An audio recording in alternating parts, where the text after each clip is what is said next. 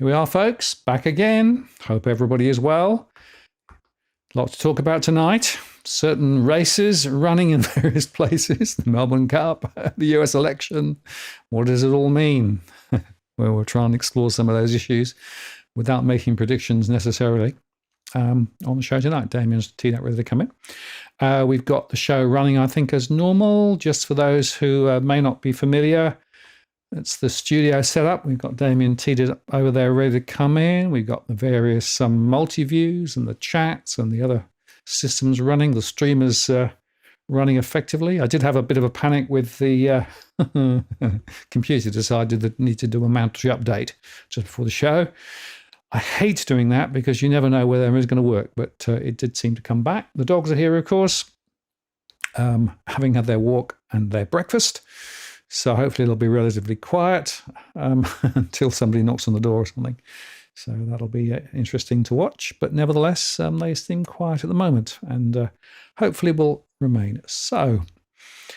I think we're all good to go. Nice to see some familiar faces in the chat and a couple of new names too. So welcome, welcome.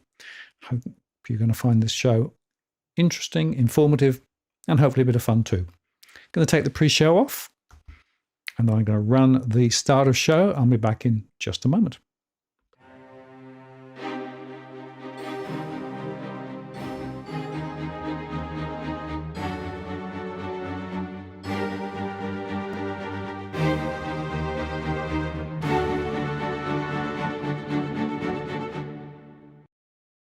Well, good evening and welcome to this live stream on the 5th of November, 2024. Of course, in the UK, it's bonfire night. We've been having fireworks go off the last few nights. Tonight is the big one. And Martin North here from Digital Finance Analytics. Thanks very much for joining us on this Tuesday evening. I'll have Damien teed up ready to come in just a moment. Just before I bring him in, we'll just remind you, as I always do, that we don't provide specific financial or legal advice. This is the general conversation only. Encourage you to put your chat and conversation in. And if you have specific questions that you'd like to ask Damien or myself, if you use that Walk the World, that'll get it into my queue. Trouble is, there's so much going on in the chat that I don't see everything that's there. But if you use that Walk the World, there's a good chance that we'll get your question answered. And I've also enabled Super Chat, which means you can get your question on top of the list or indeed make a contribution to what we do around here. Always greatly appreciated. We don't do this for profit. We do this because we think there's a really, really important conversation to be had. Let me now bring Damien in. Damien, hello. How are you doing? Yeah, very well, Martin. Yourself? Yeah, pretty good. Thanks very much for coming on a Melbourne holiday, but I've always thought it was weird to have a holiday for a horse race. Yeah, I'm the same. It's I'm in Melbourne based, but I feel it's a work day for me. Excellent. Well, look, there's so much to talk about. Maybe we just start with the RBA, because the RBA did release their statement today, and basically no change, unchanged at 4.35%. Pretty much projections as was, worried about services inflation, talking about maybe inflation coming back to target next year, risks to the upside and to the downside. So in a way, no major change. No surprise, I think, given the inflation read that we got, particularly the core inflation. But of course, it does put out now the expectation of rate cuts well into next year. Even CBA, who was hanging on to November until very recently, has now given up on that. Implications for the Aussie market? Probably not a huge amount. Probably not as important as the whole Trump, what's going on in Trump versus Harris. I do think it's worth just reminding that what the RBA has been doing is looking through the government support for energy bills. So, and as the brief version of that is Australia's got itself in its own situation. We've got lots of cheap energy, but we're shipping it out, and so we've given ourselves higher energy prices. Anyway, we won't go into that because that's a whole other story. But I think so. Then the federal government is subsidising it, which is subsidising bills, which effectively in a way is allowing the cartel to keep charging prices that maybe they shouldn't be charging. But anyway, that's all by the by. And I guess what the RBA is saying is they're going to look through that because they think it's temporary. Now, I don't know whether that's the case. I guess, and I suspect politicians, especially if there's an election coming at some point, will probably don't want that to be temporary. If prices fall and come back to more normal levels, they'll get rid of it. And so then, but by then, it's no longer an inflation issue anyway. And so I guess I've got these thoughts around that, just saying, well, if the consumer's not seeing the actual consumer who's taking it is not seeing higher prices, then speculating about what a government is going to do at some point in the future, and assuming that therefore inflation should be higher because we're speculating whether a government will or won't keep it, doesn't really feel to me in their mandate. I think they've certainly spoken a lot about this and painted the picture of why they're keeping rates where they are. But I think you could have had a that one decision to whether to try and preempt what the government's going to do or not has sort of driven a lot of this. If you decided that no, actually we're not going to look through it, we're going to assume that they will keep putting them on until prices go back to normal, then yeah, you could have had a more like the CBA view, I think. So yeah, I don't think it's a change. I'm sort of quite partial to the way the CBA is looking at it. And I guess what I'm saying is I don't think it's the fact that the economy is suddenly much stronger than what CBA was expecting. It's more this one decision about how to look at and how to treat that one part of it. Yeah, and you can talk about the support for electricity bills, the rent assistance. Those are probably the two major ones. And of course, some states in particular, WA and Queensland, has handed out large amounts of money too. I guess the Queensland strategy didn't quite work for the incumbent Labor government at the time, but no. Maybe people saw through that. But they went close. Yeah, exactly. So, now, interesting question. In fact, Leo asked this just now. Bonds over 4%, what does this signify?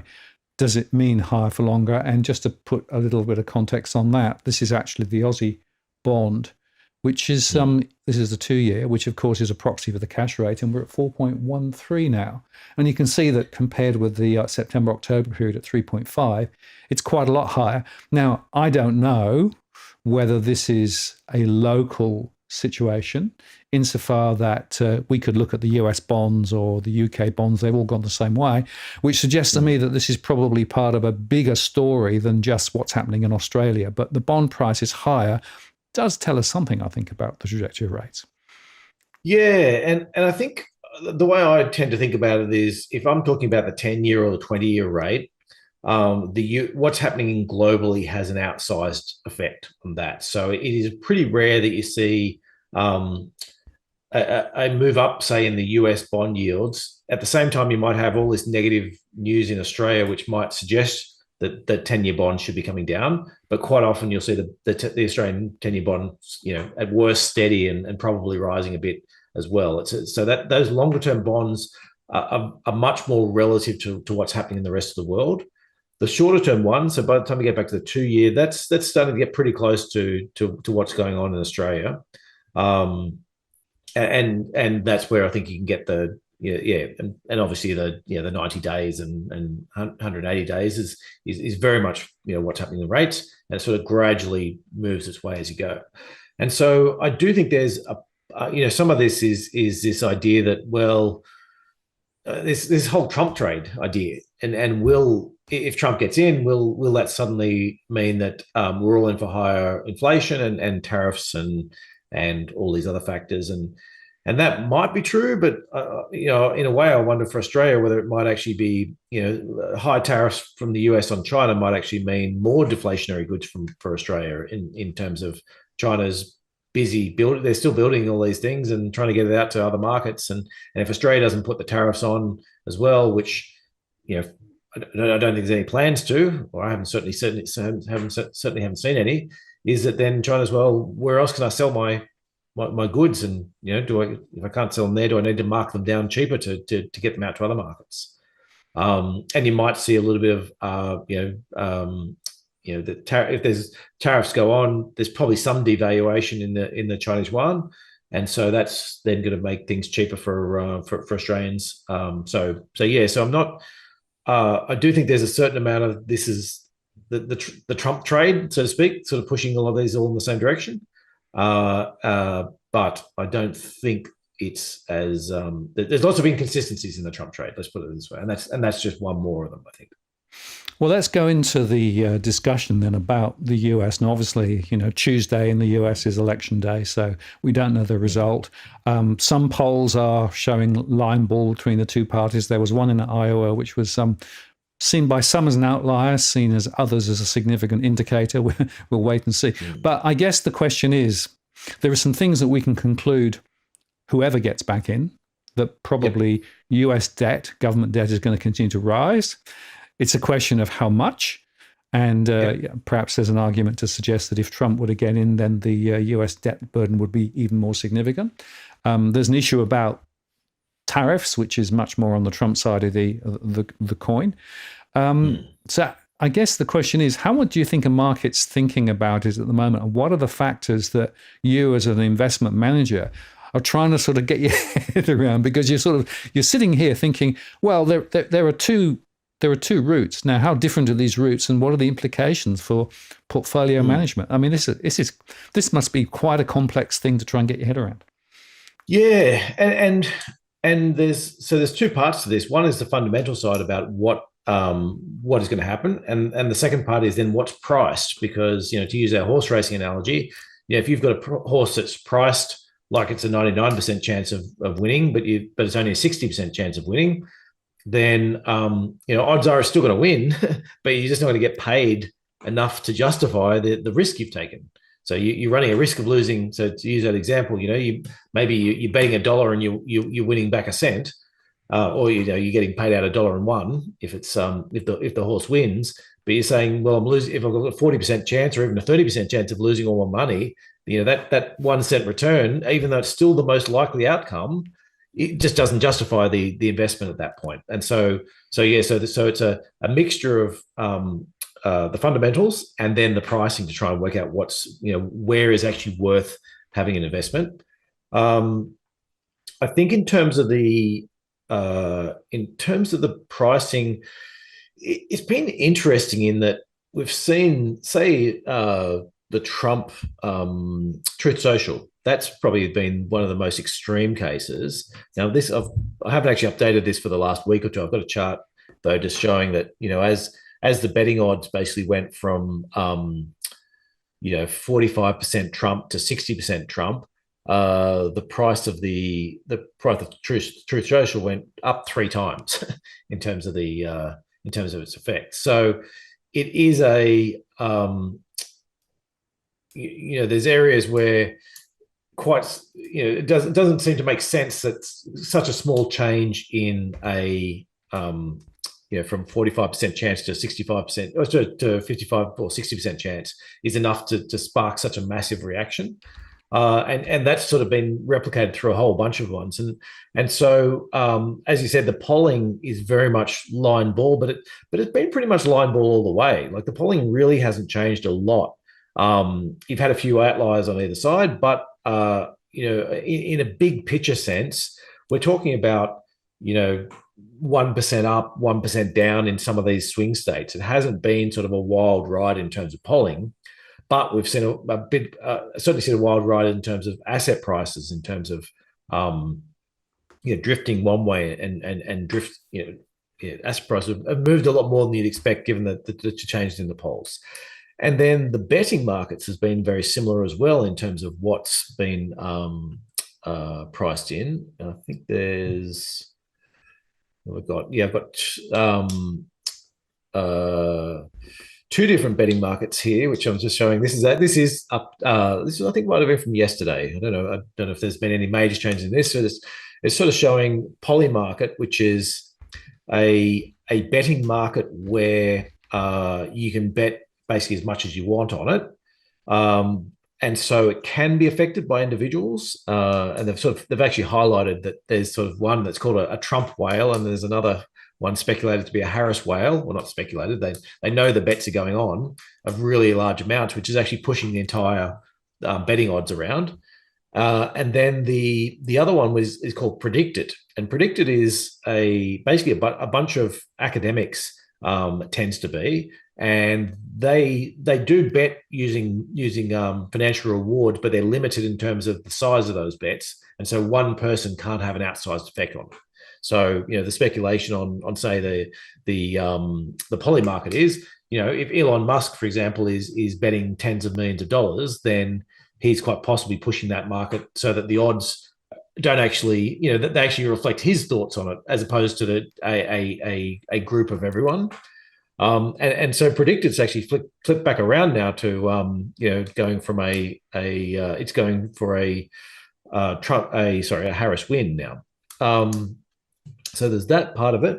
And then the other thing to remember particularly with the poly market is, I showed you some of that, the Trump the Trump Truth Social stock, and there's a lot of these other ones, whether it be bonds or US dollar or renewables. There's a whole bunch of these different things out there, different ways to play this out there.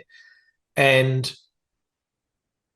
there are hedge funds who are making bets on this, and you might not know which leg of the bet they're making on which side. So they, in the way, some of these hedge funds are a lot like bookmark makers, where they're saying, okay, well, look,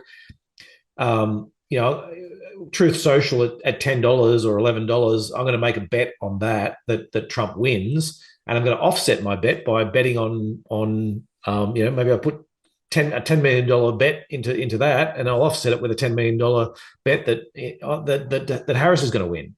And so I think that the payout will happen, and that if Trump wins, I'll make more on this one, and if Harris wins, I'll offset it, so I won't actually lose any money on the deal, or they're doing stuff in the bond market, or so the idea that all these will give us a much better view about what's going on, I think is incorrect. So I think there's if you're not quite sure what's going on, then it may well be that there's just people out there making really large bets and hedging offsetting other positions that you don't know about, and so don't assume that it's because somebody knows everything, I suppose, as opposed to And just on that, it is worth noting, I think, that a lot of the polls look over each other's shoulders and to work out whether, in fact, what they're seeing is roughly similar to what other people are seeing. And when you do a poll, of course, you have to adjust it for what you think the turnout rate's going to be. And what that actually means is that perhaps the polls aren't necessarily as objective as people think they are. And so how you adjust them and what you're making makes a huge difference. And as a result of that, maybe they're not telling you much at all.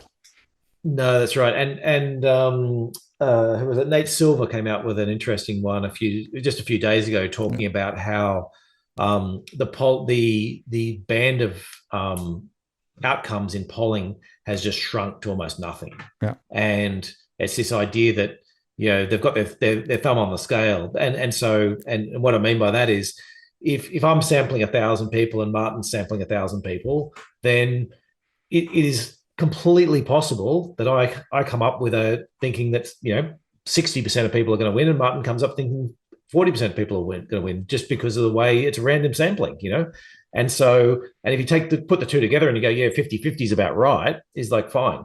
But the thing is, you'd expect, so if you had, let's say we've got 10 pollsters out there, and some might come as high as 60-40, and most of them will be somewhere around 50, but be 53 one way, 47, and vice versa. And when you add them all together, you get a much better assumption, and it comes out to be 50-50. But what's happening is Martin's getting something that says 40-60, and I'm getting something that says 60-40, and I'm going, wow, that's pretty different to everyone else. Maybe I need to make a few adjustments. Maybe I must have surveyed more older people, and Martin's thinking, maybe I surveyed more younger people, and so let me make some adjustments and bring that all back in. And I've actually got a chart up which is along that same lines. So this is just showing polling errors in US elections. And so, and they're big, so the polling error for Biden was 3.9%. And when I say it's 3.9%, it doesn't get as much airplay because Biden still won, but they overestimated how much support was for Biden by 3.9%. And then in 2016, there was this whole thing about the shy Trump voter and everything like that. But actually, it was only 1.3% overestimated. So it wasn't actually but there was way more focus on it because Hillary lost and Trump won, and so all of a sudden it was like polling error was the reason for all this. Whereas, because the polling error wasn't enough to flip you from one to the other, it didn't get as much focus in 2020. But the reason why I'm talking about this is pollsters are humans, and they get and they're always trying to adjust their models, and how they're doing their polls has changed quite dramatically over the last 20 odd years. And the number of people you can call and you actually get to speak to, and it's harder, and all these types of things are going on. And so they are trying to make their models right. And so there's a reasonable argument you can make is that, hey, they got it wrong by 4% last time. Chances are they are all trying to make models to actually sort of swing back and say, well, how can I get some more? How can I make my polling more supportive of Trump? Because they obviously missed a lot of Trump supporters last time. Is it possible that the pendulum swings back the other way this time? And who knows? But I'd say that it's just as likely. And so the sad story is nobody knows anything. and it's interesting. The Iowa poll, which was the one that came out from a very well recognized pollster in the US, and she's done pretty well previously, is not one where she made any adjustments. So it basically was based on the baseline sampling without any skew based on adjustments, as we've discussed. So that's an interesting observation. Now, whether that's right or whether it's wrong, we will know in a few days or a few weeks or maybe a few months. Who knows? But it wasn't a huge poll, no. and it made sense that that could just be that random sampling. Correct. But the fact that it's more the fact that the surprising thing was she didn't change it, as you said. That's the most surprising thing. Yes. And then the other point, of course, is that polls and the polling companies are huge commercial operations, and they actually don't want to upset too many people, right? Because they want to have more poll contracts for later. So maybe it doesn't pay them to be outliers either. So there is a whole sort of nest of vipers below the surface here, which means you can't necessarily trust anything much, which means we don't really know where we are. Yeah, that's right. The other thing, it's sort of along a similar basis, but actually, sorry, I forgot to let me just bring this up because I forgot to include this in my slide pack, but I just want to bring up this chart. And this is along this idea of this whole conventional wisdom. And so, and the conventional wisdom, one of the sort of bits of conventional wisdom is that if Trump gets in, that's bad for renewables. That's one of the sectors that's really has been suffering. Whereas as this whole sort of Trump trade goes through, I've got a chart up just showing this company called Vestas Wind, and this is one of the world's largest manufacturers of wind turbines. And so, if you went with that whole theory, Trump's worse for renewable companies, therefore we need to sell them. And so, and this is a stock we've actually been buying in our portfolios recently. So we held it actually during Trump's last term. And, for the first 3.5 years of his term, it actually rose 50%. And then for the last 6 months, it added another 100% on top of that. And so, so you had a cracking return if you were in that over the 4 years of Trump. Now some of that last 6 months or so where it doubled, that's clearly, this idea Biden's getting in and he's going to be great for renewables. And so therefore, the share price ran up. If you take it from basically the 1st of January 2021 to the start of the Biden administration up until today, it's down 60%. And so, this whole idea that, renewables will suffer under Trump because he hates them and he's going to give more back to oil and gas may not be true. It certainly wasn't true over the last 8 years where you had a Trump and then a Biden. And it's this idea again that I think there's two parts to this. One is the pricing can just get away from you. Like that pricing, like we sadly missed that 100% because we were busy selling out because the prices just got crazy. But it is that idea that when prices just get too far, that you price for perfection and it makes it much harder. The second part is that, look, if Trump gets in and he puts a whole bunch of tariffs on, that actually might be a good thing for a lot of renewable energy stocks. So renewable energy companies who want to make profit, the biggest problem at the moment is China pumps out and is explicitly subsidizing solar and wind and all this manufacturing within China. And so it's just sort of one more area where the fundamentals might not match up with what actually happens. The whole concept that Trump will be anti-renewables might be completely true, but the tariffs might wipe out the most of that. What might actually mean that all these companies are suddenly way more competitive, and then he's not going to change the economics of it. Like it's unlikely he's going to turn around and he might not put subsidies on these anymore, but it's unlikely he's going to turn around and start adding taxes onto renewable energy or things or anything like that. And so and the economics are certainly moving in their direction. So I guess what I'm saying is, whether you're looking at polling, whether you're looking at betting markets, whether you're looking at the actual trades themselves, there is just a lot going on within all of this. And I think that the big picture for us is you don't want to be over. And it's probably too late unless you want to do some late night trading tonight, I suppose. But you don't want to be over pitched on any one idea. Like you don't want to be saying, yes, even if you believe in your heart of hearts that it's all going to be, all the polling is wrong and Harris is going to get up and win, or Trump's going to get up and win, or whatever it is that you shouldn't be going overboard on any of that. You should be saying, well, it is quite there's some quite different paths, and you might quite likely find some ones like this we're making the bet is there'll be ones like this where renewables will be, if Trump does get in, people are going to, this will be a terrible stock because Trump's in, and then once he gets in, all of a sudden they're making more money, or their the biggest competitors have got these huge tariffs on it, and these guys might be able to start charging more, or just that people have more of a look at it and go, well, actually, you know what, it's down 60%. It's gone from being expensive to cheap. It's that type of factor. Now, I've got a whole bunch more of these, but unfortunately, I do want to say that usually I'm pretty happy, Martin, to talk about what our positions are and what we're doing, and I've spoken about everyone's got their own biases and everyone's sort of got their barrow to push, and when you hear a stockbroker telling you about this is a great stock to buy, it's usually because they've already sold it to all their good clients and they're trying to get you to get out of it. With a fund manager, can sometimes be that way. This one we've only just bought, so it's on the. I'll tell you that's not the case in this one, but there are lots of ones where we're sort of looking at going, okay, if Trump gets in and the markets react in this way, then we'll actually be jumping in and we'll be using that weakness to jump in and buy this. Or if we're in these other ones and if the markets shoot up, we're going to be selling out of that and recycling into different ones. But we are expecting volatility.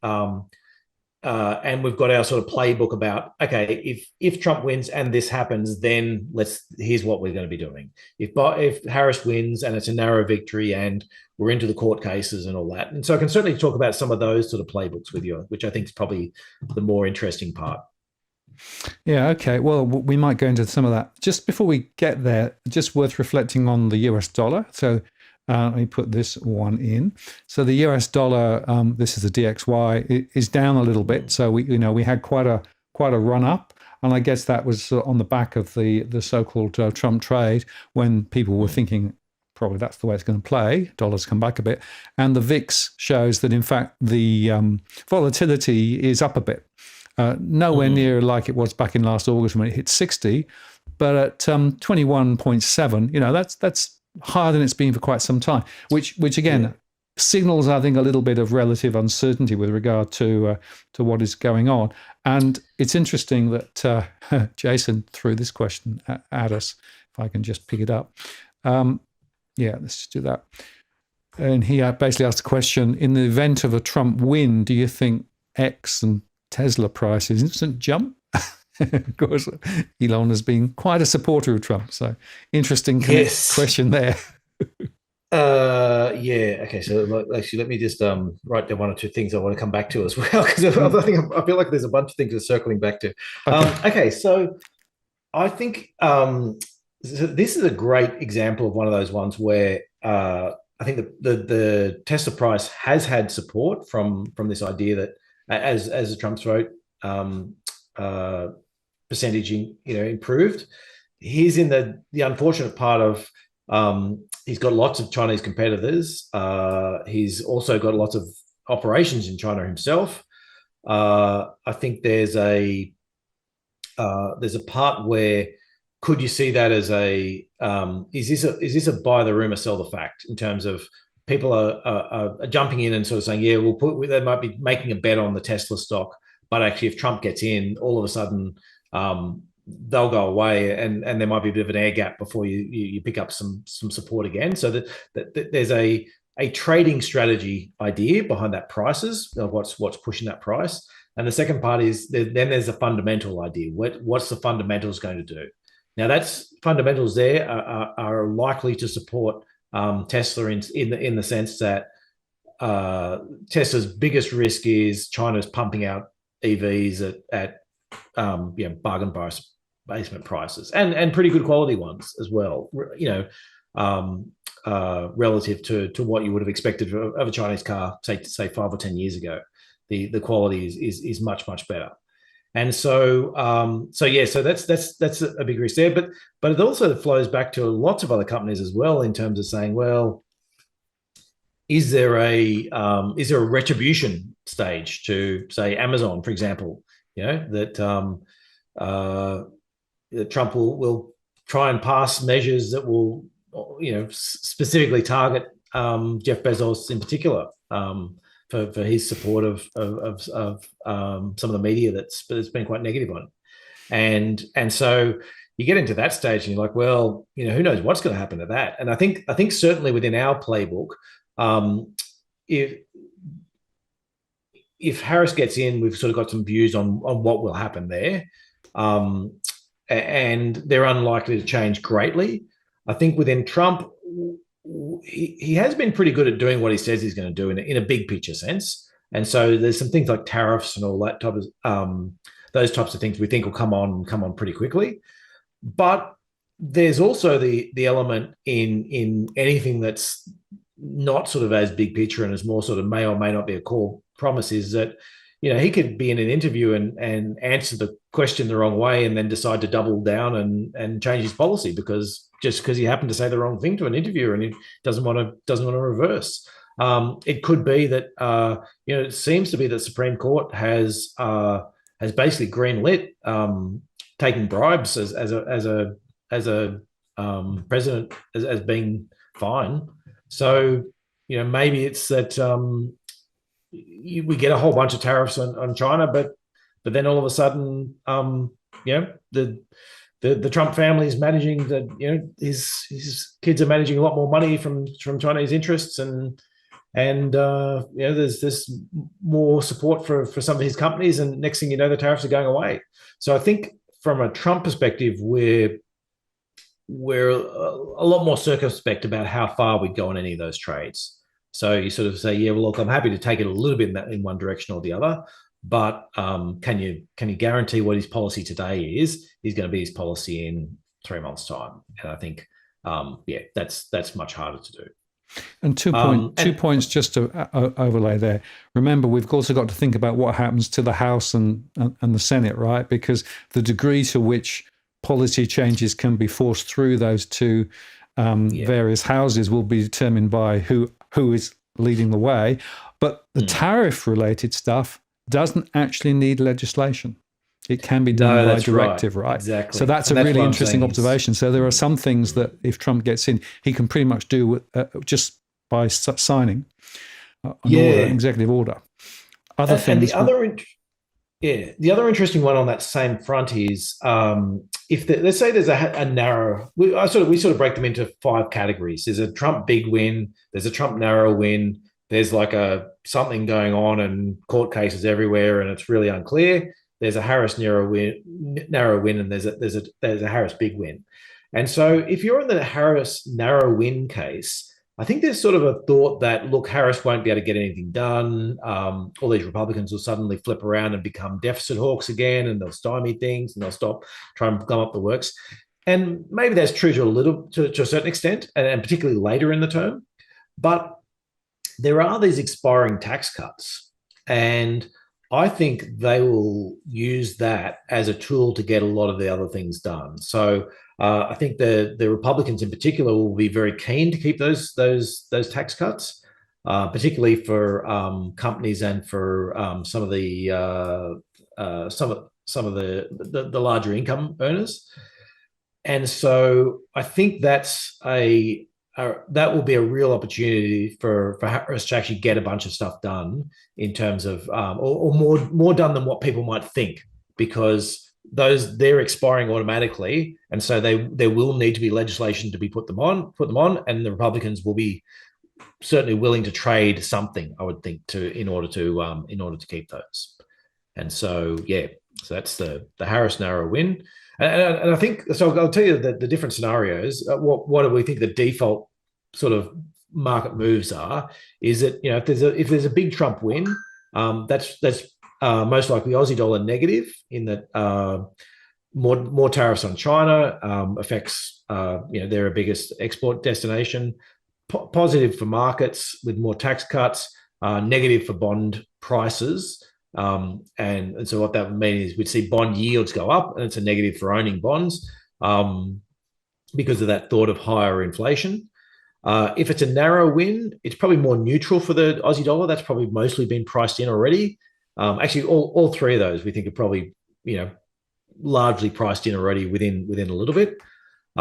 If it's unclear and we're into this whole Supreme Court's getting involved, and maybe there's civil unrest, and who knows, shootings and whatever it is going on, then that's probably Aussie dollar negative as well.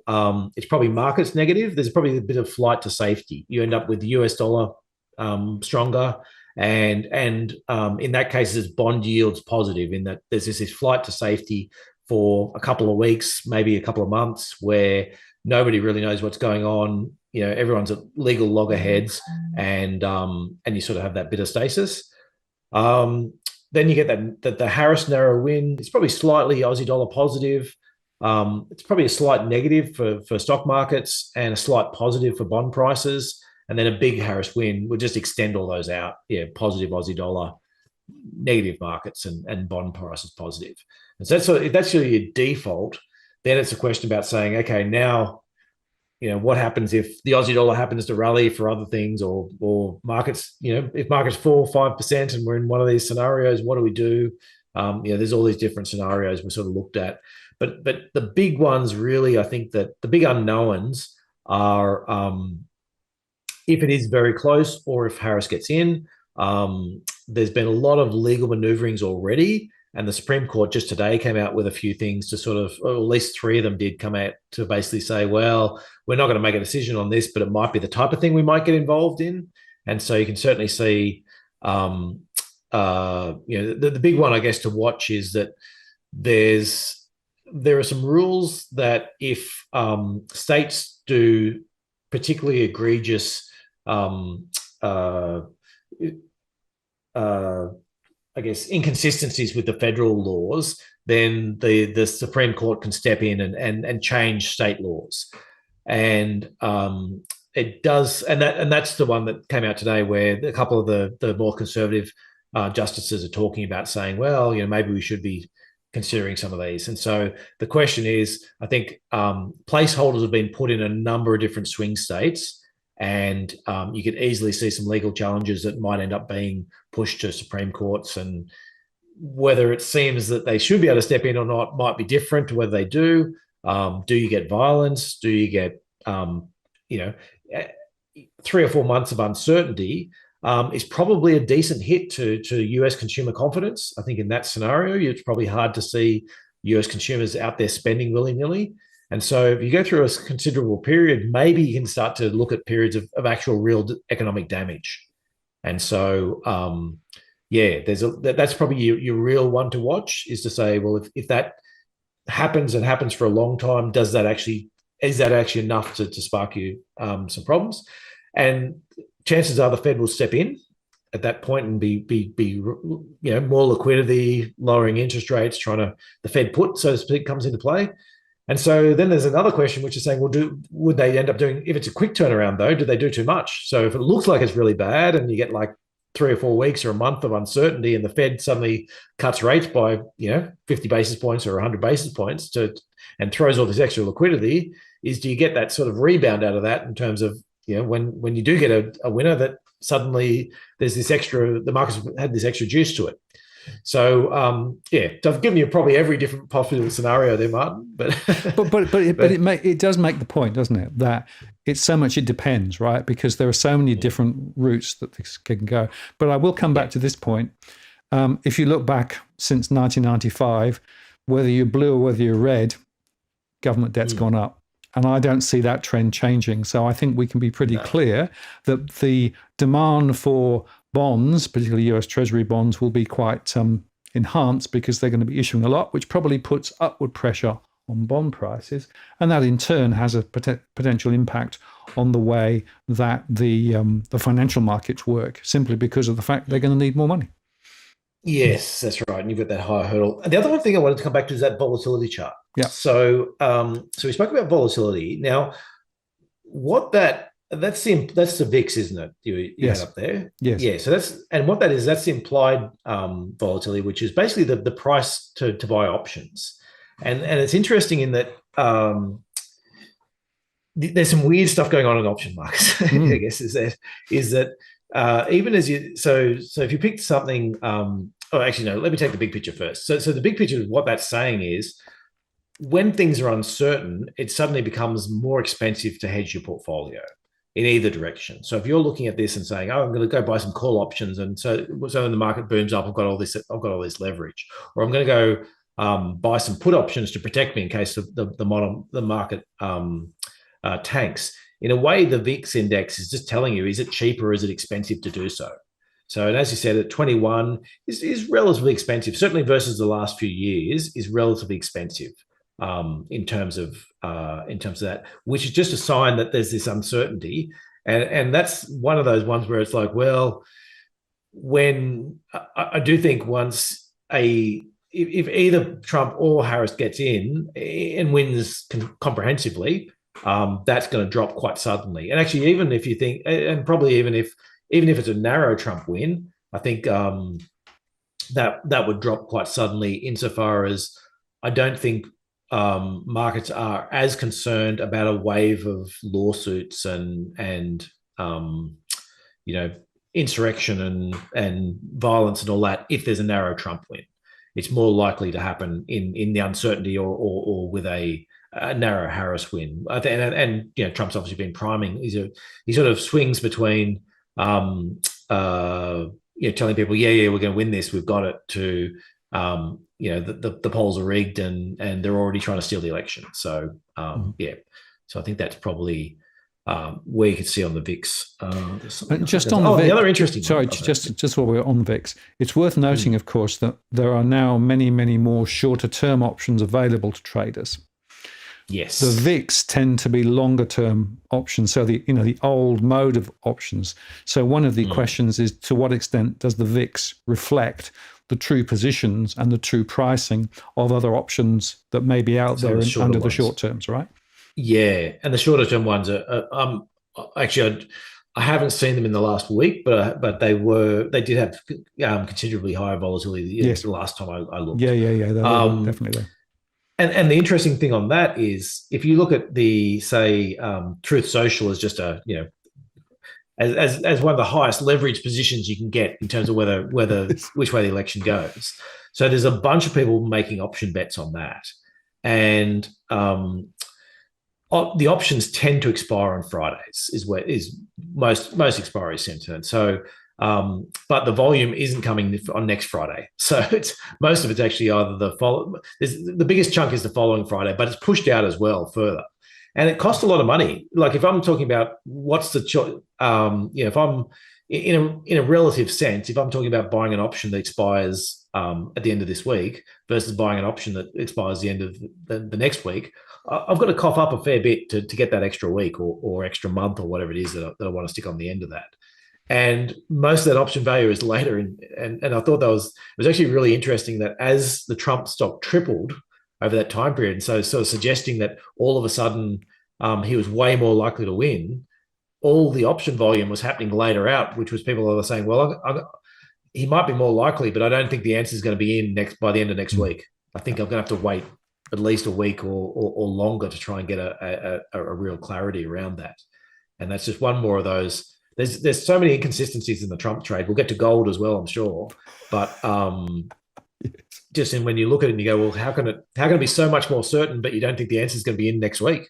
Because if it's a certain Trump win, then and coming back to that thought as well, that look, if Trump wins even a minor win, it seems to be much less likely that the Democrats are going to be challenging it in court than what you will if Trump wins. So yeah, there's just sort of that inconsistency.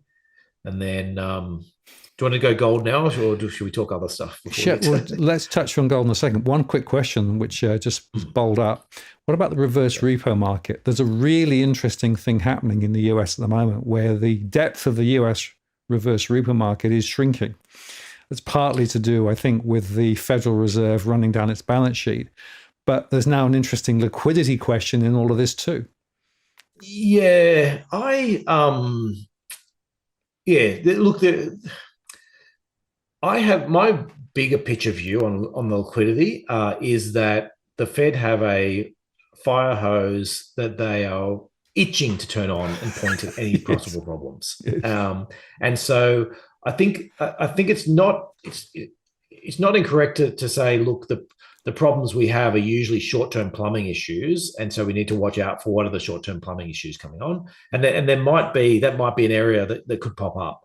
But I do think that if, particularly in that area, and given the election and everything that's going around it, that it's not even 10 years ago or 20 years ago. The Fed fireman was asleep, and you have to wake him up and ask him to slide down his pole and get in his fire engine, and off he goes. I think he's standing next to the fire engine. Right now he's waiting. He's got a twitchy finger ready to go. Exactly. Right? Yeah. We've filled the pump. It's all ready to go. Where can I? Where am I pointing it? Oh, I'm ready to.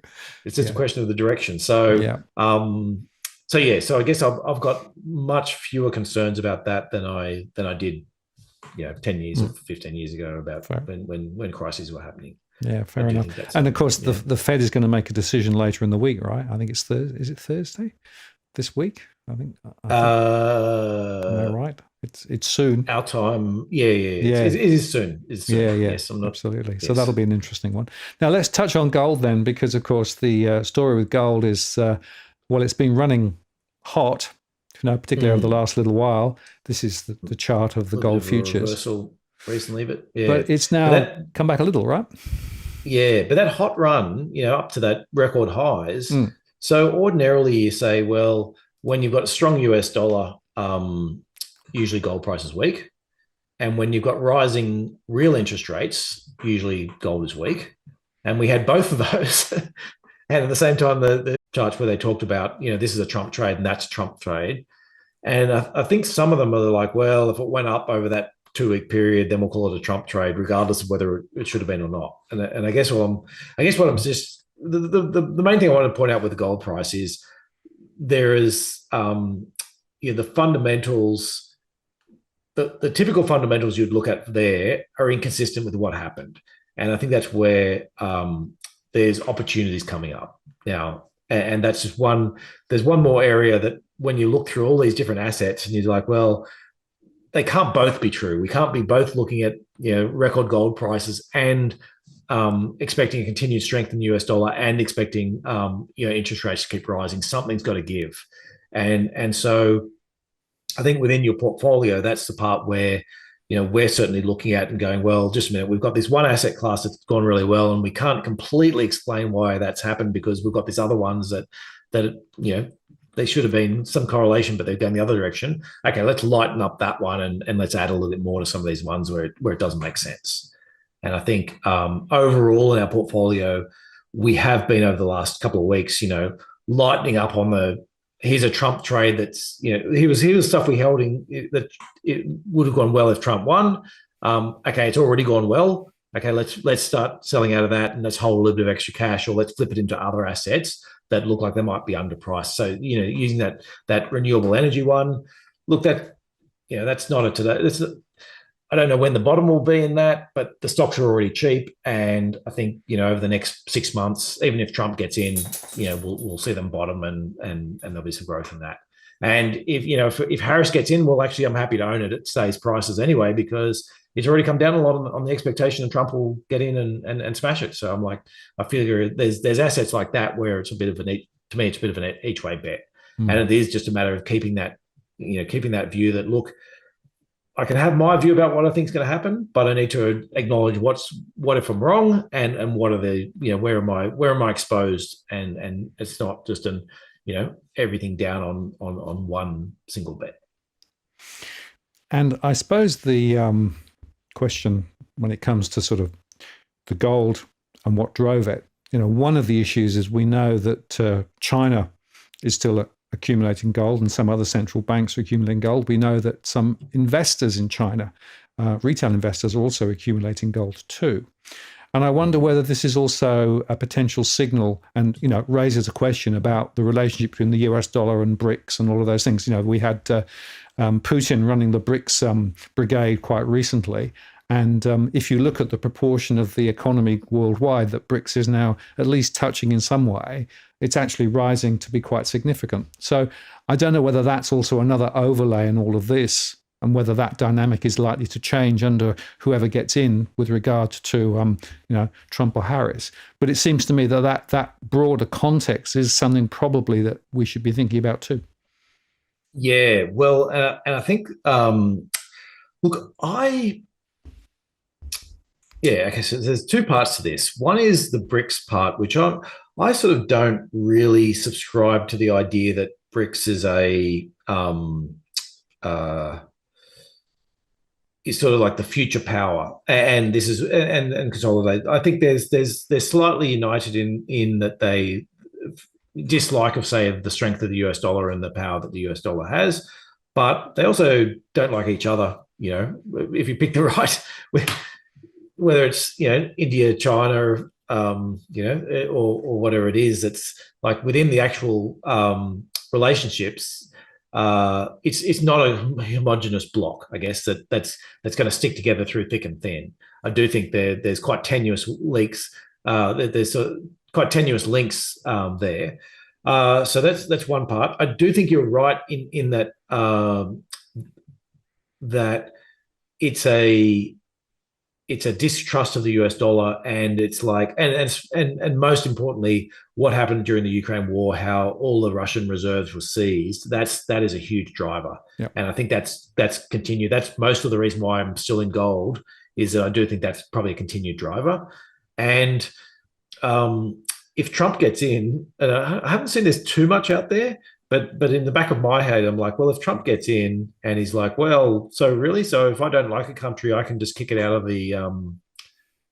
our trading systems, and seize all its money, like we did with Russia. Maybe I'll decide, maybe if I can unilaterally, now that I know I can unilaterally do that. And so I do think there's that slight concern, there's a concern amongst countries that are looking at the situation, saying we might not always be in exact alignment with the US. Maybe we shouldn't have so much money in the US dollar. Maybe we need more into gold. So I definitely think that's going on. Sorry, there was another question in there I meant to write down. Well, the question is, either side of the politics, does that change the equation, right? So whoever gets in, right? Because Trump and Harris would have I think, slightly different philosophy on some of these things. Yeah, that's right. And I think there's the whole crypto line. That's where I was going to go with it. Sorry, is this idea that is there this crypto? Trump's decided that crypto is now good, and so he's got his own crypto, and so So I think that's obviously a big winner for people who want to. If you're involved in crypto, then it is the most divergent, I would think, is that you'll have a very supportive president versus a mildly against president. Yeah, and the crypto Bitcoin at the moment in US terms is knocking on 68. It touched 70. And there are people forecasting significant rises in Bitcoin if Trump gets in for the reasons that we discussed with regard to his level of support and what he's been saying.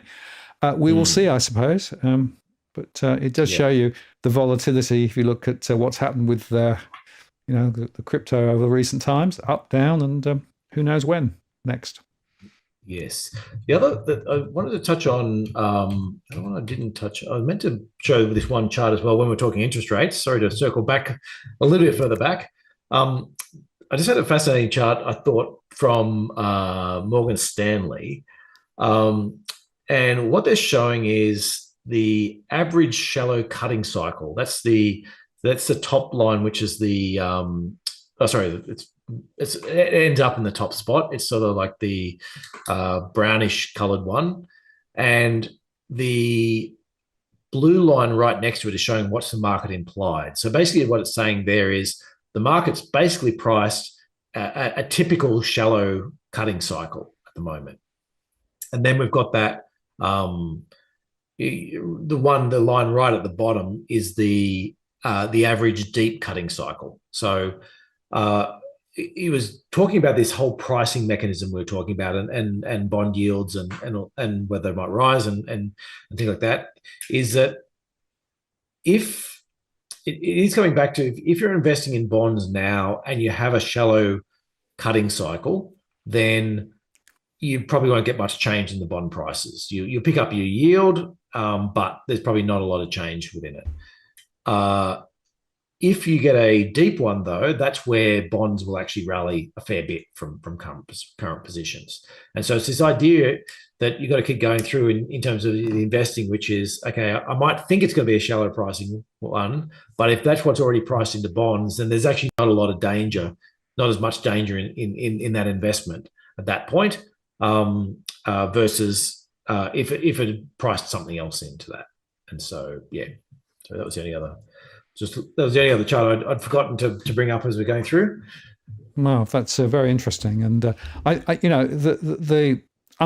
level of uncertainty is, I think, the key theme coming out of this, because the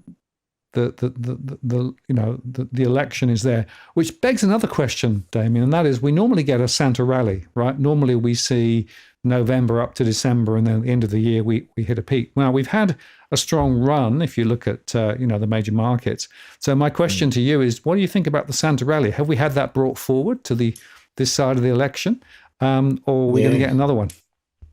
Yeah, quite possibly. I mean, this has been the yes, a couple of different ways. Quite possibly is a quick answer. And also note that this has been one of the most positive periods for markets pre-election that we've seen, certainly in the last, 20, 30 years.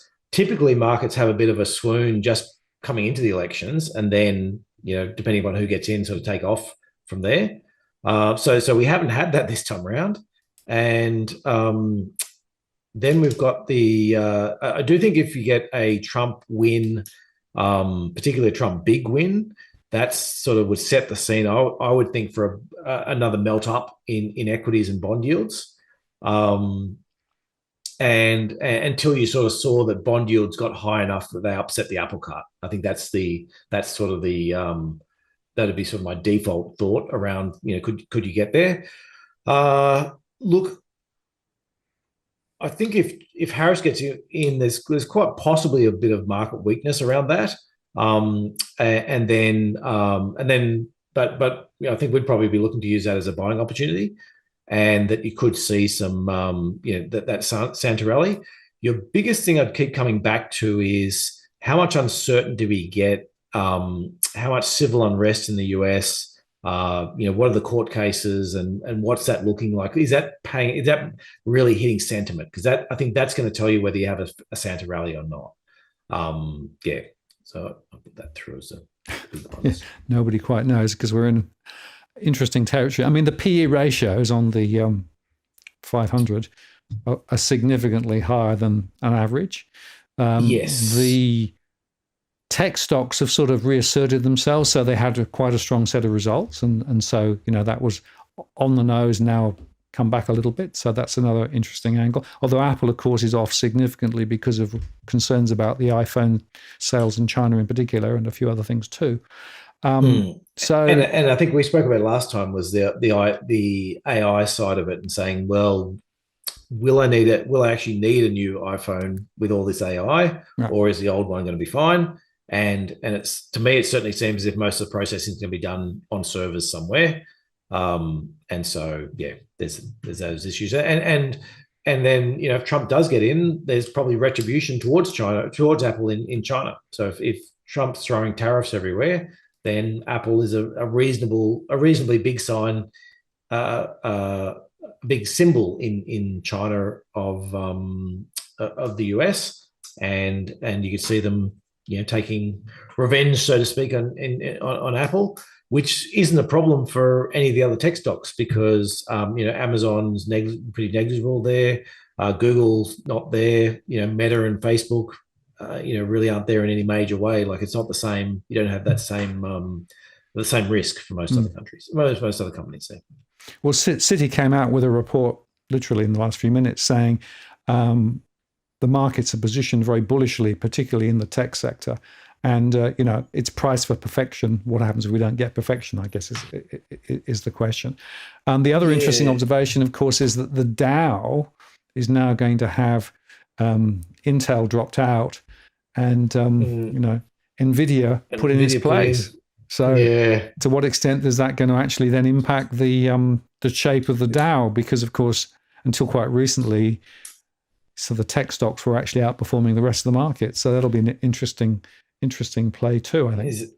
It's quite often a bit of a sign that it's run too far. It's a buy high and sell low factor. But I mean, I think I've close to giving up on Intel as a, and it's been in the bargain bin at the shop for a little while, Intel, but they keep going through CEOs, and I'm not convinced that they've sorted things out yet. Look, I feel like Intel's a bit of a falling knife, but maybe this is one of those things that turns around. And I guess so. It is worth noting that very few people invest in the Dow. The Dow is a symbolic index, which is calculated very differently to typical investments. So you do have some ETFs, for example, that run themselves off the Dow, but just the way it's put together just doesn't make sense in many ways. There's lots of weird things about it, and so it's more of a symbol of yesteryear than an investable index. Yeah, absolutely. But I do have some fundamentals that what you're talking about, saying I've got that 2024 EPS growth, and so what I do is I show these same ones every time, but I break it up into if you started at 100, which is that first line, and this is for the third quarter earnings, which are being reported at the moment, then where does it come from? So that sort of big 7 tech stocks gives you 4%. Now that actually means that's 4% of total world growth. So we're going to end up at 7% growth for this quarter or so far. But more than half of that has come from just those 7 tech stocks. And then you add in the rest of the US, gives you a little bit more. Canada and the Eurozone actually been detracting, and then the rest of Europe, Japan, and you end up back at 7. Now, 2 weeks ago, that was saying 5%. So it's been a pretty decent reporting season from that perspective. And then if you look at the 2024 numbers, that's sort of similar. It sort of looks like it's going to come in around about 5% growth for the whole year. We've only got one more quarter to go, obviously. And then 2025, we're looking at sort of 13% growth still. That's come down slightly, but it's actually come down because this year's going up, if it makes sense. So the absolute number's actually gone up a little bit. It's just that the 2024 number has risen a bit as well, and so the growth rate. So that's some pretty cracking growth forecast. It's interesting that we really did go through a weak period 18 months, maybe 2 years ago now, where just for reporting season after reporting season, companies would say analysts would go, yeah, the company's going to do 5 to 10% growth rate, and then it'd come in at -5. And it just happened. But what would happen is they go, oh yeah, but it's just about to be a recovery, and then the next quarter do the same thing, and then the next quarter do the same thing, for 18 months or 2 years. That flipped around last quarter, and the thoughts were it'd come in around about 5, and it came in at 5. This one, same thought it was going to come in around about 5. It looks like it's going to come in around 7. So we seem to be in an earnings upgrade cycle. That can change, and sentiment's probably the biggest thing, but fundamentals are looking good. And if you get a 15% growth year in terms of profits, then markets go from being expensive or being quite expensive to being just a little bit expensive. So there's two ways to fix expensive markets. One is earnings go up, and the other one is prices come down. And so there's, just because markets are expensive doesn't always mean it's time to jump out. And we certainly saw that during that COVID rebound, is that markets went to considerable highs. I think I've sort of got, I look at a 12-month forward PEs versus when you extract financials and resources for more complicated reasons, and they sort of hit sort of 22.5, whereas we're about 21 at the moment. So so another 5% higher, I suppose, with the levels they hit. But most of the reason they came down and back to average was just because the earnings growth rocketed. So it wasn't, there was a little bit of price falls in some of the later years. I think that was even after that sort of hit those bottoms. But yeah, most of that was due to earnings growth. And so Trump gets in, say he cuts the taxes again, then that's going to fall by, you get 10% growth, profit growth just out of the tax cut, which will bring you back to the more normal levels. So it's well worth keeping an eye on that, but I wouldn't invest only on whether markets are cheap or expensive. So I guess if I'm thinking about your typical Australian investor, with some money to invest as part of a strategy, the bulk of investments seem to be drifting towards the US globally, if you look at some of those statistics, right? And that's because the growth has been a lot stronger there.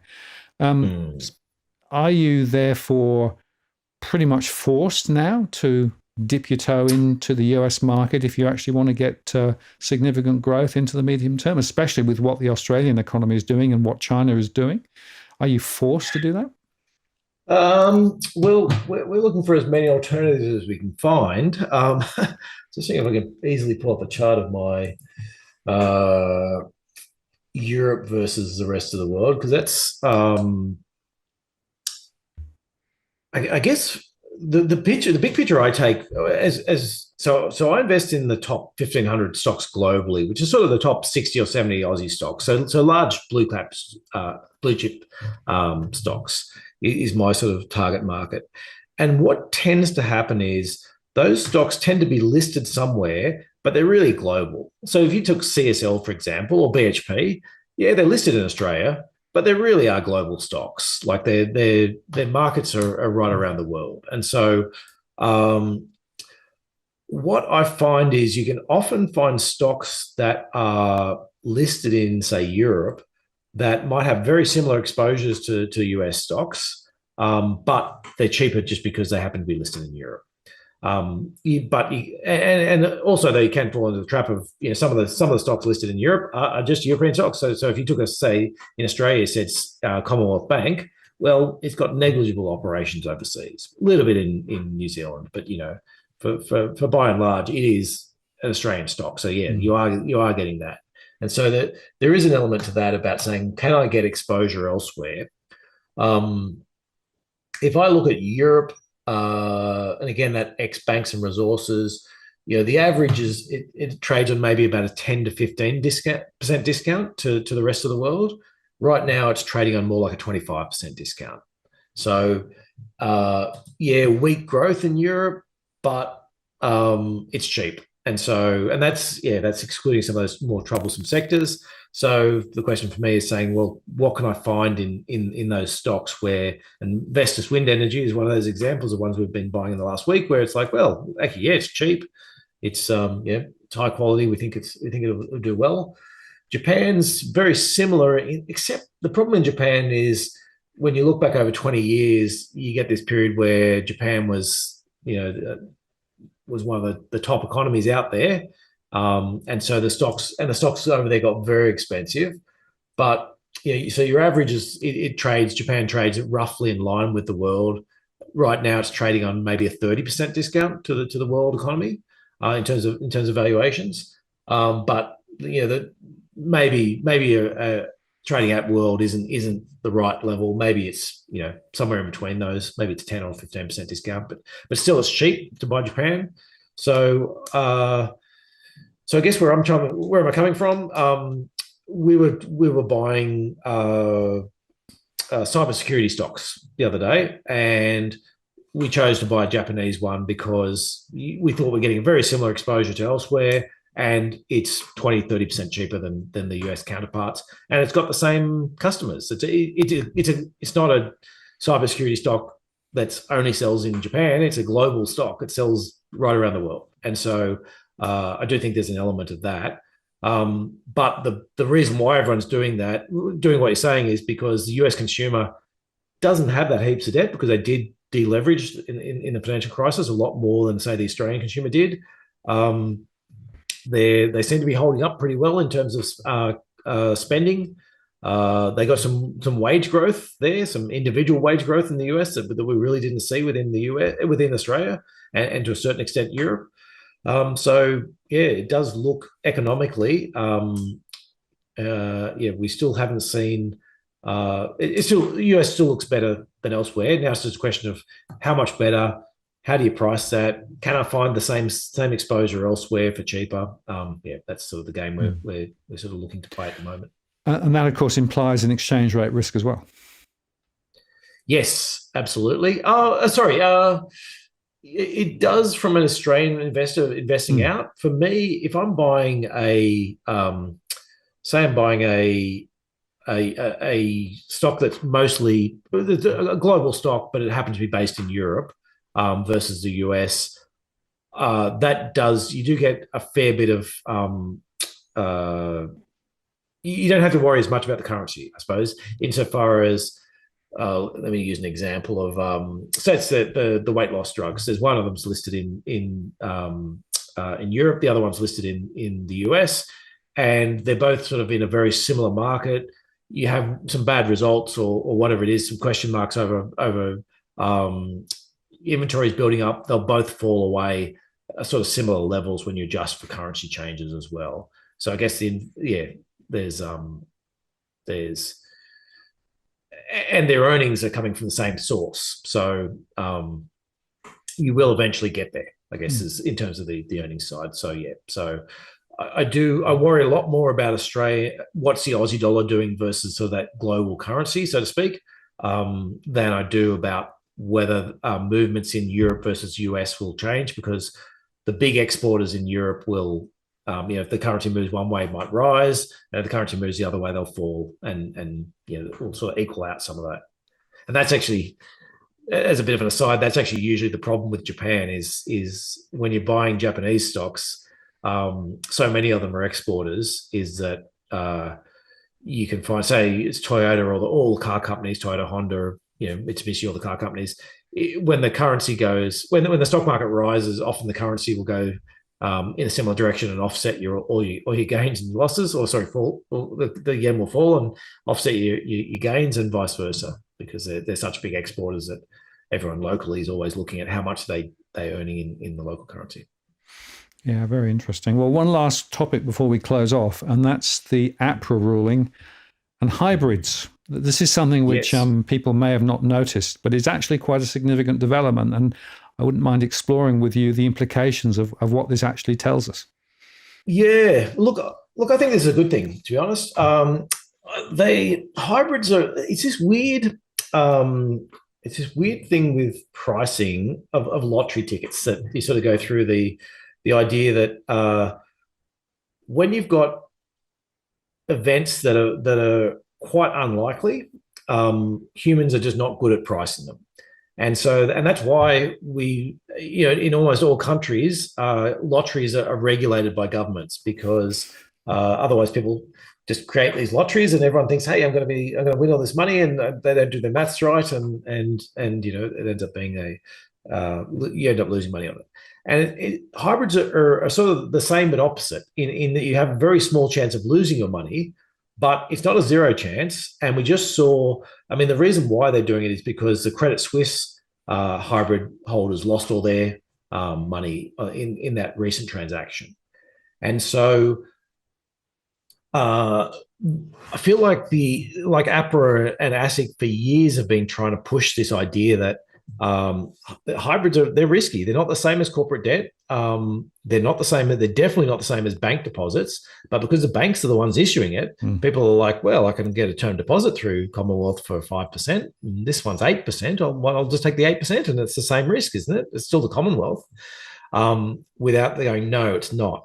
And that extra yield you're getting comes at a cost and comes at a price. And so I think they spent a long time trying to educate people on that.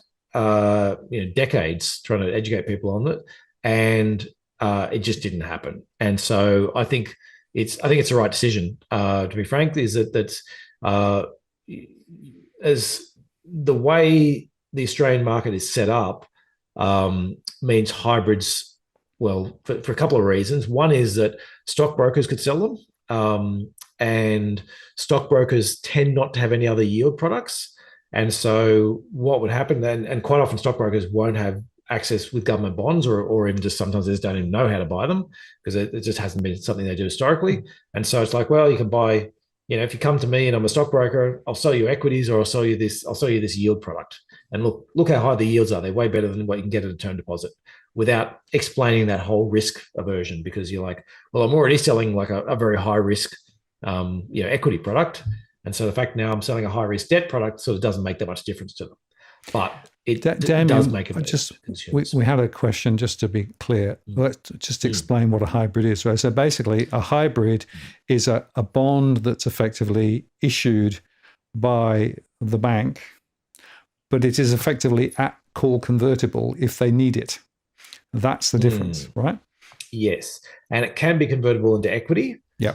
So I think actually, I think a good way to think about it is, if you do the capital stack, then a bank, for example, buys a box of pens from somebody. Well, that's an obligation. They have to pay them. There's you might not have paid them straight away, but you got to pay them. Or your employees, they've got to be paid. And then you get the next part, which is, okay, now I've got my depositors in there, and they've given me this money. They're going to get their money back. Then I've got my secured lenders, where they've got security versus something that the bank's got, and they're the next person to get their money back. And then and there's different levels of senior and junior, and so if something goes wrong, all those guys at the top are pretty certain they're getting money back unless something's gone really, really wrong. So employees are getting paid. The guy who sold you the box of pens is getting paid. All this stuff. But now you start getting down to all the way at the other end is your equity holders. And if something goes wrong, there's no guarantees. You can end up with zero if you're an equity holder. Now, hybrids sit somewhere between equity and debt. And in some ways, they've got all the, I like to quip, but it's got a lot of truth to it. It's got, they've got all the upside of debt, which is none, and all the downside of equities. Yep. And so you're sort of making this bit where you're like, at least in an equity, I'm like, well, I could double my money. I could buy Commonwealth Bank, and it could double in price. But these things, you're like, no, you're getting your yield of, whatever it was, 7%, and that's it. You're not getting any more. But things go wrong, and all of a sudden you've lost your entire amount, like we saw with Credit Suisse. And so that's where, people think it's a bit of a branding exercise. People see the name Commonwealth Bank and go, well, I can get a term deposit from them. That surely this is the same thing. Yeah. And so so there's that part of it, and that's part of it. So that's one of the reasons why it sells. The other thing is they could attach franking credits to them. Yes, and that Australians love franking credits. Everyone loves a tax cut, but it's been shown in a number of ways, that people overvalue franking credits in terms of it being, um, I can get back a bit like negative gearing in terms of, oh, isn't it great that I lost money on my property? Now I get to make a tax return. I get this money back from the government, in terms of my tax. It's a bit like that with franking credits. I find is that you can look at ones where you go, well, you can get a higher yield over here and you have to pay tax, or you can get a lower yield over here and you get these franking credits where they actually give you money back. And people go, well, I'll take that second one. And you go, yeah, but even after you pay tax, you're better off for the first one. And people are like, no, but the government's giving me money back. Isn't that, it's a much better feeling of getting that money back rather than having to pay it. And so, the hybrids had that. And then the other thing is the Australian corporate debt market is very underdeveloped. And so you had all these things sort of pushing people into these, or meaning that hybrids just meant that, and maybe hybrids were helping to stunt the local corporate government market as well. And so maybe once these are in, that'll help grow that market. Yeah. So the point is that APRA's now said that banks effectively can't use them within their capital structures going into the future, right? So there's a migration plan. But what that means is that particular class of investments from the point of view of normal mum and dad investors really are now excluded. And that's, I think, quite a good thing, because I don't think people understood the risk that they were actually getting into. They were attracted, as you say, by the high returns and the brand sticker on the thing. But the point is, that if a bank got into difficulty, it could then call the bonds and use those bonds to convert additional equity into the structure of the bank to keep it alive. And that was the risk that people didn't understand. So that's why the change in the rules has come in. And I think it's quite significant, and I think it's quite important that people understand the real risk they're getting into. Yeah. And the danger I see at the moment for anyone who is in these is that I don't know what the products are going to be yet, but I guarantee you there are people out there dreaming up products that will pay you similar types of yields in return for you taking eye-watering levels of risk that you don't understand. Yep. And if they can sneak the word hybrid into the prospectus, then they would love to do it with a view that, you can't have your CBA hybrid, but here's some weird and wonderful other interest rate product where you're running far more risk than you think, but you're getting a 7% return. Yeah. And that's the one I just want to say, look, as you're rolling out of these things, corporate debt, triple B corporate debt, you're getting sort of more like a 5% return on. The government bonds, you're getting 4.5% at the moment on your 10-year bonds. You've got to equities, you might be getting a 4% yield or 5% yield, with including some of your franking credits. You're taking a step down. If you've got hybrids and you want to get into a product that's yielding the same amount, I would be really, really careful about what you're buying, because you've been getting a yield at the moment, running risks that you may not have understood. You're driving very, very close to the cliff and not understanding. Is that then saying, well, I'm going to keep driving close to the cliff, but now it's not going to be with CBA, it's going to be with XYZ property fund or whatever it is that's out there. Then be careful, because and property is usually the one, like they've got a lot of different funds. Mezzanine funds are the ones that, it's a nice euphemism for it. Sounds like, it's just in the middle. That sounds pretty good. Yeah. Mezzanine fund. The way to think about mezzanine funds is it's in the middle, which means you've got no means of support at all. That's right. But it's the same type of thing where, they've already got a mortgage on, the mortgage is already with, say, a bank or somebody else has already got the mortgage, and they're just trying to get this little bit of extra money to finish the project or do whatever. And there's very little security around it. And typically, they go to institutional investors and they're like, we want 15% return, or we want a 12% return, or whatever it is. They go to professional investors, and professional investors saying, we need a bucket load. And then they're like, well, can I package this somehow and sell it to retail investors and make them think it's just like a term deposit when it ain't? And so, that's the, now that hybrids are disappearing, I guarantee there is a range of other products that will appear. And buy and boy. And I just remind people, term deposit rates are still sitting around the 4.5% to 5%, right? Which are actually very different from a few years ago. Well, and actually, it's a good point as well. Like, I had a client recently, and who was like, you know what? here's my X amount of dollars. This is what I need.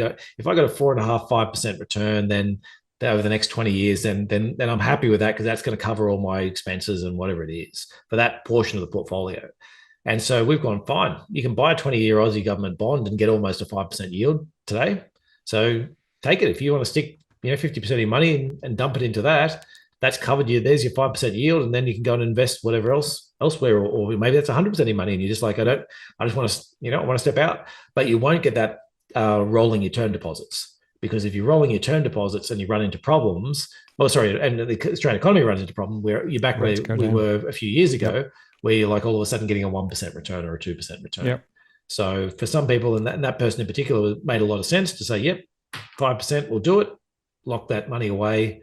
Now you can worry about the other part of the money and what you want to do with that. And that really underscores the critical role of portfolio planning, right? Not having all your eggs in one basket, right? And thinking about risk, the returns or the income that you need, but also the strategy around what happens if, because the markets are uncertain, rates are unpredictable. There are so many uncertainties out there. So having a strategy around the portfolio is really, really critical. And that's one of the reasons why the World Funds and Nucleus Wealth tools are so powerful, because it allows you to do a lot of that. You can basically do it yourself, or you can get someone to do it for you, which depending on where you're on the spectrum, and it's pretty transparent. But portfolio planning is something which I think a lot of people still don't do sufficiently. Yeah, and particularly now when you're seeing volatile asset markets, where there's the opportunities pop up, where all of a sudden bond yields jump up. Great, let's flip a little bit more into that, and a little bit less into the equities, and vice versa. You flip back around, and so yes, lots of opportunities. The attraction of banging it in and just forgetting about it is still quite strong for some people. I'm afraid the set and forget brigade often find they look back and think, oh, we didn't do the right thing, right? So active management, I still think, is quite important. And we do have both, obviously. So we can go do the passive as well, but you've got excellent. Well, is there anything we missed? I think the only other question I had for you was, we know that Warren Buffett's holding a massive amount of cash at the moment, which may be a signal for uncertainty ahead. My belief is that we should be assuming a level of uncertainty, and that should be factored into people's thinking in terms of how they manage their financial affairs, certainly over the next year or two, because I suspect that it's going to be quite a bumpy ride. Absolutely. And so, and having that playbook now is that okay, if the Aussie dollar goes to 70 cents, what am I doing? If the Aussie dollar goes to 60 cents, what am I doing? What's the, what are those, how's the fundamental marrying up with the valuations, and so that you're not, pre-planning, I guess, is the key to that. And so you're not sort of getting to that and waking up one day and going, oh, Aussie dollar 70 cents. Oh, what do I do next? Is actually, no, well, I've already planned this. I know what, my default is I want to be switching into these assets, switching out of those assets. You might change your mind, but it's much easier to say, here's my plan. This is what I want to do at these levels. And now I can change it if circumstances, versus, making it up as things happen. Absolutely. Well, Jason, thank you very much for the super chat. Really appreciate that. And really interesting chat with Damien tonight as well. Thank you, Damien, for your time. A critical time, I think, in financial markets and more broadly. So it'll be interesting to see how the next few weeks play out. We'll catch up again in a month. And by then, some of the smoke might have cleared. Or who knows? Maybe it won't have. I think, well, that's right. Well, within 2 days, there's a reasonable chance we'll have some smoke clearing, but maybe we'll just have more smoke. Yes. Yeah, indeed. Well, we've put links and things below to what the World Funds and Nucleus Wealth. So if you want more information, go and check that out. Damon, I want to say thank you. I'll take you offline now, and I'll look forward to catching up down the track. And have a good evening. Thanks. And just to tell you that there's an extra live show on Thursday this week with Chris Bates. The reason for that is I couldn't get Chris Bates to come on a Tuesday, but I've got lots of mortgage underwriting questions with everything that's going on there. So check that show out on Thursday. Next week, I'll be talking about my latest analysis regarding mortgage stress and some of the modeling I've been doing. So check that out. The dogs are still here, looking pretty cute, and I'll take them out for a walk now. So I want to say thank you very much for spending some time with us this evening. Thank you for the super chat, Jason. Really appreciate that. Have a good evening, folks. Keep an eye on what's happening over in the pond, over in US. Be interesting next few days. And I'll be putting up posts over the next few days, of course, in recorded fashion as well. So look forward to seeing you soon. And thank you very much for spending some time with us this evening. This is Martin North from Digital Finance League, signing off. Cheerio.